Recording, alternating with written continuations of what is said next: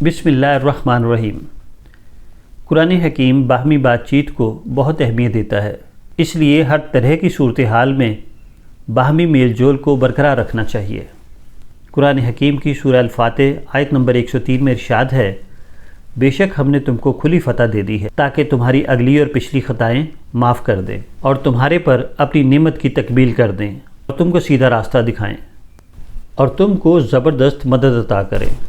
ان آیات کا پس منظر یہ ہے کہ جب رسول اللہ صلی اللہ علیہ وآلہ وسلم نے اپنے پرامن مشن کا آغاز کیا، اس وقت لوگوں کو ایسی آزادی نہ تھی جیسی کہ آج کل ہمیں میسر ہے۔ لوگوں نے رسول اللہ صلی اللہ علیہ وآلہ وسلم کے مشن کی سخت مخالفت کی، آپ کے خلاف علم جنگ بلند کیا۔ دوسری طرف رسول اللہ صلی اللہ علیہ وآلہ وسلم کو یہ جنگ والے حالات سازگار نہ تھے۔ آپ چاہتے تھے کہ حالات پرامن رہیں، اس لیے نامساعد حالات میں بھی نارمل تعلقات کو بحال رکھا گیا۔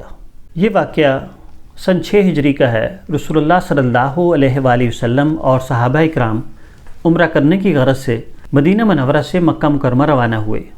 حدیبیہ کے مقام پر آپ نے قیام کیا۔ یہاں پر مخالفین جو تھے وہ آڑے آ گئے اور انہوں نے آپ کو عمرہ کرنے سے روکا۔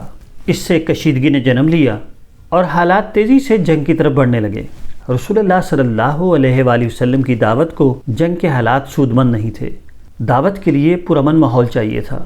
ایسے موقع پر رسول اللہ صلی اللہ علیہ وآلہ وسلم نے بات چیت کا دروازہ کھولا۔ اس بات چیت کو کامیاب بنانے میں رسول اللہ صلی اللہ علیہ وآلہ وسلم کا مرکزی کردار تھا۔ آپ کی بات چیت کی وجہ سے نہ صرف جنگ کے امکانات ختم ہو گئے بلکہ ایک پرامن معاہدہ جو معاہدہ حدیبیہ کے نام سے مشہور ہے وہ وجود میں آ گیا۔ جب معاہدہ تکمیل کو پہنچا، اللہ تعالیٰ نے وہ آیات نازل فرمائی جن کا میں نے ترجمہ بیان کیا ہے۔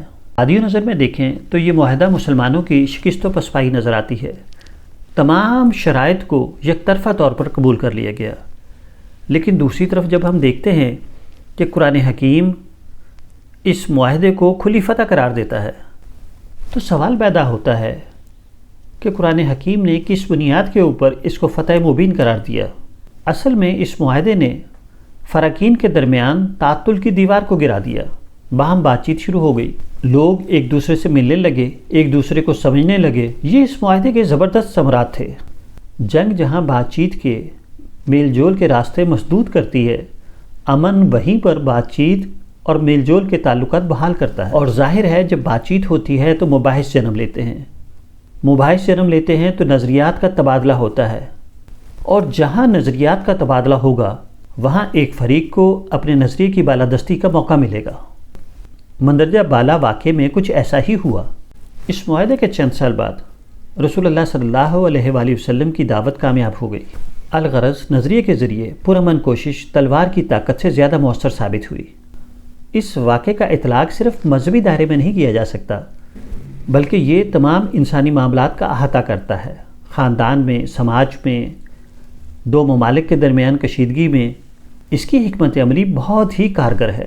اگر آپ کو فریق مخالف کی طرف سے پرتشدد سرگرمی کا اندیشہ ہے تو آپ زیادہ مستعدی کے ساتھ امن کو قائم کرنے کی کوششوں میں مصروف ہو جائیں، چاہے اس کے بدلے میں فریق مخالف کی تمام شرائط یک طرفہ طور پر قبول کرنی پڑیں، کیونکہ بالآخر ایک طویل عرصے پر مشتمل پرامن تعلقات ہی آپ کی کامیابی کی ضامن ہیں۔